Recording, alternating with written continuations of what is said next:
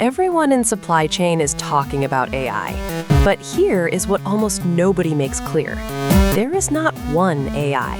There are really two different kinds, and they are good at completely different things.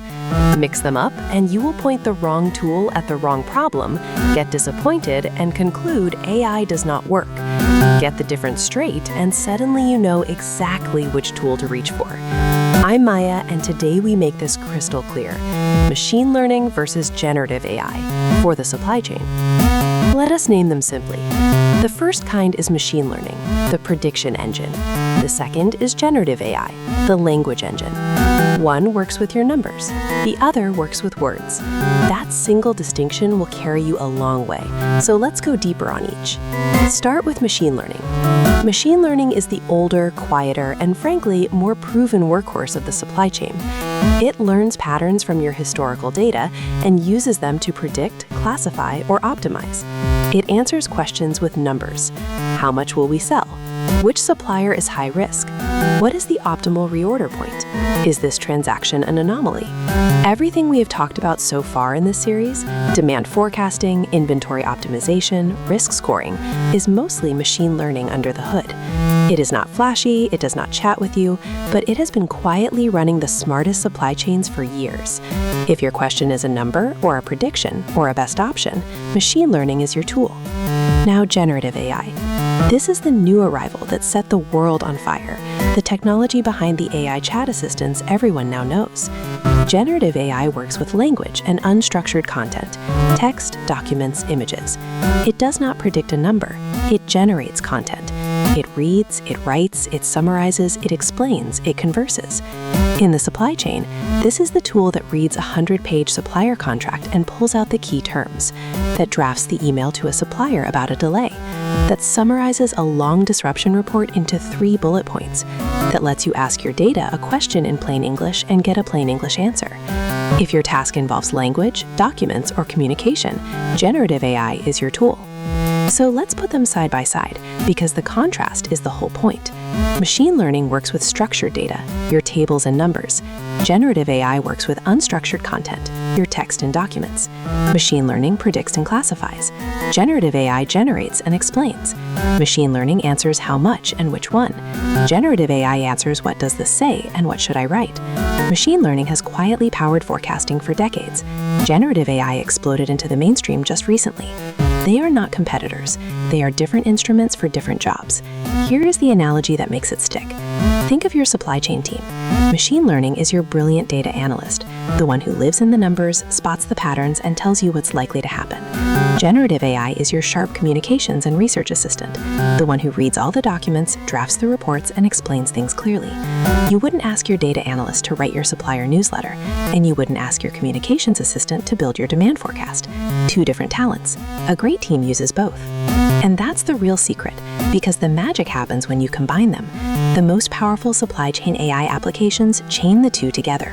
Picture this. Machine learning analyzes your data and predicts that a key supplier is heading for trouble. That's the prediction engine doing its job.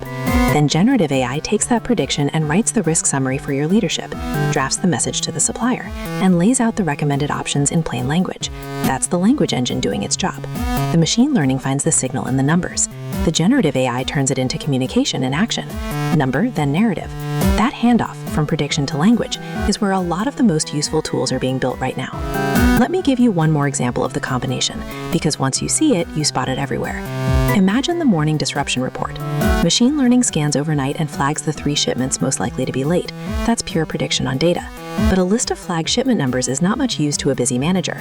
So generative AI takes that list, writes a plain language briefing, here are your 3 at-risk shipments, here is why each is at risk, and here is the suggested action for each, and even drafts the emails to the carriers. Machine learning did the thinking, generative AI did the talking. In a single workflow, you went from raw data to a decision-ready briefing, with no human spending an hour assembling it. That pattern, predict with one engine, communicate with the other, is quietly becoming the backbone of modern supply chain tools. You will also hear a third term thrown into the mix: agents. Keep it simple. An agent is generative AI given the ability to take actions and use tools, not just chat. It can read the data, decide, and then actually do something. Place the order, send the message, update the system. Think of an agent as the assistant who doesn't just advise you, but carries out the task. It often uses both engines: machine learning to predict, generative AI to reason and communicate, wrapped in the ability to act. Agents are powerful and early, and we go deeper on them elsewhere, but the foundation is still these same two engines. Now, why does getting this distinction right actually matter to you, practically? Because it stops you wasting time and money. If your problem is forecasting demand, and someone tries to solve it by asking a chatbot, they're using the language engine for a numbers job, and it will do it badly. If your problem is making sense of 1,000 messy supplier emails, and someone tries to build a traditional prediction model, they're using the numbers engine for a language job, and it will struggle. Most failed AI projects are not because AI is bad. They're because someone pointed the wrong engine at the problem. Knowing which is how you choose well and succeed. But let me be honest about the limits of each, because they fail differently. Generative AI can hallucinate. It can produce a fluent, confident answer that is simply wrong. So for anything factual or numerical, you verify. Machine learning does not make things up like that, but it is only as good as its historical data, and it struggles when the future stops looking like the past. Generative AI is brilliant with language, but bad at precise math. Machine learning is brilliant with numbers, but cannot read a contract. Each is powerful exactly where the other is weak, which is precisely why you want both, used for the right jobs. So how do you apply this? A simple rule. When you face an AI opportunity, first ask one question. Is this fundamentally a numbers and prediction problem or a language and content problem?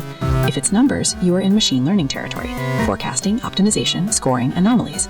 If it's language, you are in generative AI territory: reading, writing, summarizing, conversing. And if it's both, look for a tool that combines them. That single question will guide you to the right approach almost every time, and make you the person in the room who actually understands what's going on. Because here's the bigger picture. The supply chain professional of the future does not need to build these models, but they absolutely need to understand this distinction so they can spot the right opportunity, ask for the right tool, and call out the wrong one. This is the literacy that separates the people who use AI well from the people who get dazzled and burned. You don't need to be a data scientist. You need to know which engine does what.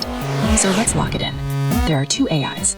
Machine learning is the prediction engine. It works with numbers, and it forecasts, classifies, and optimizes.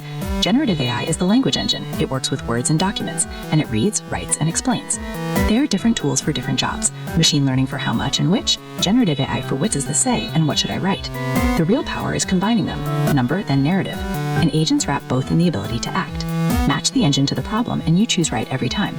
This is the conceptual foundation under everything else in this series. If you want to genuinely understand and apply AI in your supply chain, our full course at Supply Chain AI Pro walks you through it, and the free resources are linked below. I'm Maya. Know your tools, use the right one. I will see you in the next one.